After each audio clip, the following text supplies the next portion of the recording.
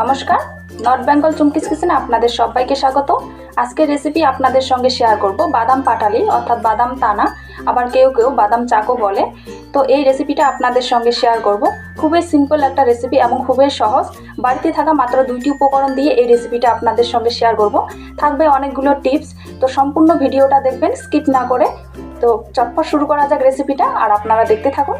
প্রথমেই আমি একই শেপের দুটি বোলের মধ্যে নিয়েছি, একটি বোলের মধ্যে চিনি আর একটি বোলের মধ্যে নিয়েছি বাদাম।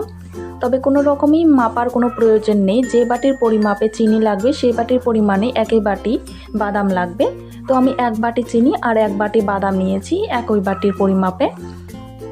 প্রথমেই আমি কড়াই বসিয়ে দিয়েছি, কড়াইটাকে হালকা গরম করে নিয়ে দিয়ে দিচ্ছি এখানে বাদামগুলিকে হালকা কড়াইয়ে আমি ভেজে নেব। তবে কড়াইতে কোনো কিছুই দেওয়ার প্রয়োজন নেই, শুধু কড়াইয়ে কিন্তু বাদামগুলিকে খুব ভালো মতন ভেজে নেব।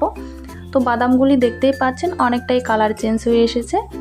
যখনই দেখবেন যে বাদামের হালকা বাদামের স্কিনটা ফাটল ধরে গেছে, তখনই বুঝে নিতে হবে যে বাদামগুলি ঠিকঠাক ভাজা হয়ে গেছে। তো আমার বাদামগুলি ভাজা হয়ে গেছে, এখন নামিয়ে নেব। বাদামগুলিকে নামিয়ে নিয়ে আমি হাত ছুঁয়ো ঠান্ডা করে নিয়েছি।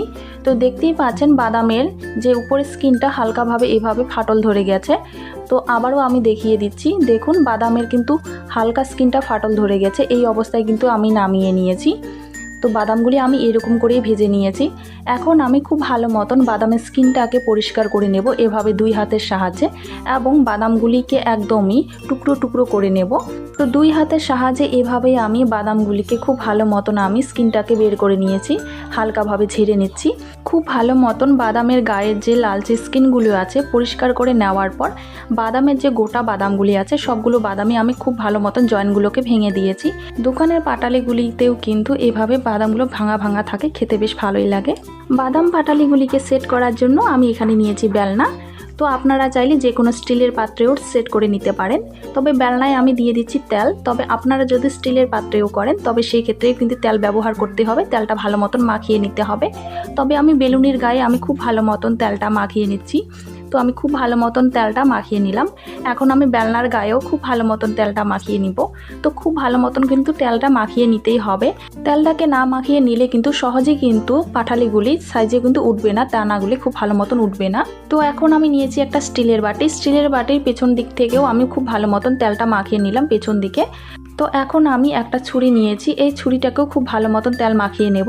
পরবর্তীতে তেনা অর্থাৎ পাটালিগুলিকে কাটার জন্য খুবই সুবিধা হবে, এর জন্য তেল মাখিয়ে নিলাম। এখন আমি বসিয়েছি কড়াইয়ের মধ্যে আমি দিয়ে দেব চিনি। তবে আমি যতটুকু পরিমাণে বাদাম নিয়েছি ঠিক ততটুকু পরিমাণে আমি এখানে চিনি দিয়ে দিচ্ছি। মনে রাখবেন যতটুকু পরিমাণে বাদাম ব্যবহার করা হবে ঠিক ততটুকু পরিমাণে চিনিও ব্যবহার করা হবে। প্রথম অবস্থায় চিনিটাকে একদমই নাড়বেন না। যখন দেখবেন যে চিনিটা হালকা গলতে শুরু করেছে তখনই চিনিটাকে হালকাভাবে নেড়ে দিতে হবে। তো হালকাভাবে আমি খুন্তি দিয়ে হালকাভাবে নেড়ে দিচ্ছি। চিনিটাকে গলানোর সময় কিন্তু চুলার আঁচ একদমই লোতে রেখেই কিন্তু চিনিটাকে গলিয়ে নিতে হবে। হাই হিটে চিনিটাকে গলিয়ে নিলে কিন্তু চিনিটা অনেকটাই পুড়ে যাবে। তো ভালো মতন আমি চিনিটাকে খুব ভালো মতন গলিয়ে নিচ্ছি, দেখতেই পাচ্ছেন। তো খুব ভালো মতন আমার চিনিটা গলে গেছে, একদমই খুব ভালো মতন চিনিটাকে গলিয়ে নিতে হবে। চিনিটা গলানোর সময় কোনো রকমের জল ব্যবহার করা যাবে না, শুধুমাত্র চিনিটাকে ভালো মতন গলিয়ে নিতে হবে। তো চিনিটা গলানোর সঙ্গে সঙ্গে কিন্তু দিয়ে দিতে হবে বাদামগুলি, যেগুলি বাদাম আমি ভেজে পরিষ্কার করে নিয়েছি সেই বাদামগুলি দিতে হবে। তো আর বেশিক্ষণ কোনো রকমই ফোটানোর প্রয়োজন নেই। তো এখন আমি দিয়ে দিচ্ছি বাদামগুলি। তো বাদামগুলি দিয়ে কিন্তু ভালো মতন নাড়িয়ে নিতে হবে, চিনির সঙ্গে খুব ভালো মতন বাদামটাকে মিশিয়ে নিতে হবে। তো খুব ভালো মতন আমি চিনির সঙ্গে বাদামগুলিকে মিশিয়ে নিয়েছি। বাদাম এবং চিনিটা খুব ভালো মতন মিশে গেলেই কিন্তু নামিয়ে নিতে হবে, আর কোনো রকমই এখানে রান্না করার প্রয়োজন নেই। আমি যে বেলনায় আগে থেকে তেল মাখিয়ে নিয়েছি সেই বেলনায় আমি সরাসরি ঢেলে নিচ্ছি চিনি এবং বাদামের মিশ্রণগুলি। তো খুব ভালো মতন আমি এভাবে সরাসরি বেলনায় ঢেলে নিলাম। এখন আমি খুন্তি দিয়ে খুব ভালো মতন এভাবে সেট করে নিচ্ছি। তো এখনই কোনো রকমই বেলুনি দিয়ে বেলে নেবেন না, যেহেতু অনেকটাই গরম আছে, বেলুনির গায়ে কিন্তু লেগে যাবে। তাই প্রথমে হালকাভাবে একটু ঠান্ডা করে নিতে হবে, বেশিক্ষণ নয়, শুধু হালকা ঠান্ডা করে নিতে হবে। তাই প্রথমে খুন্তি দিয়ে এইভাবে আমি সেট করে নিচ্ছি।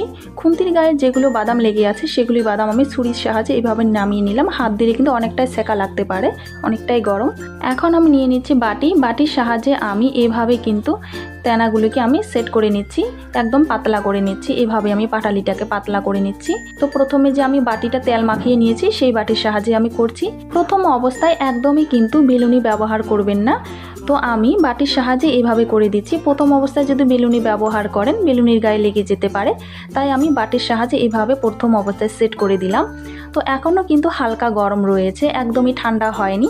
তো উষ্ণ উষ্ণ গরম রয়েছে, তবে হাত ছোঁয়া গরম, হাত দিয়ে কিন্তু ছোঁয়া যাচ্ছে। তো দেখতেই পাচ্ছেন আমি হাত দিয়ে সেট করে দিচ্ছি, হাত দিয়ে কিন্তু ছোঁয়া যাচ্ছে, এরকম একটা গরম আছে, উষ্ণ গরম। এই অবস্থায় বেলুনি দিয়ে বেলে নিতে হবে, তবে প্রথম অবস্থায় বেলে নেবেন না। তো এই অবস্থায় বেলে নিচ্ছি। তো খুব ভালো মতন আমি সমান করে দিলাম, বেলুনি দিয়ে সমান করে দেওয়ার পর এখন আমি যে ছুরিতে আমি তেল মাখিয়ে নিয়েছি আগের থেকে, সেই ছুরির সাহায্যে আমি খুব ভালো মতন কেটে নেব। তবে আপনারা যেমন খুশি তেমন শেপে কেটে নিতে পারেন। তবে মনে রাখতে হবে পাটালিটাকে হালকা গরম থাকতেই কিন্তু কেটে নিতে হবে। একদমই ঠান্ডা করে কেটে নিলে কিন্তু ভালো মতন কাটা যাবে না শেপ অনুযায়ী, এবং ভেঙে যাওয়ার সম্ভাবনা থাকবে। তাই হালকা গরম থাকতেই কিন্তু কেটে নিতে হবে। তো আমি এভাবে স্কয়ার শেপে কেটে নিচ্ছি।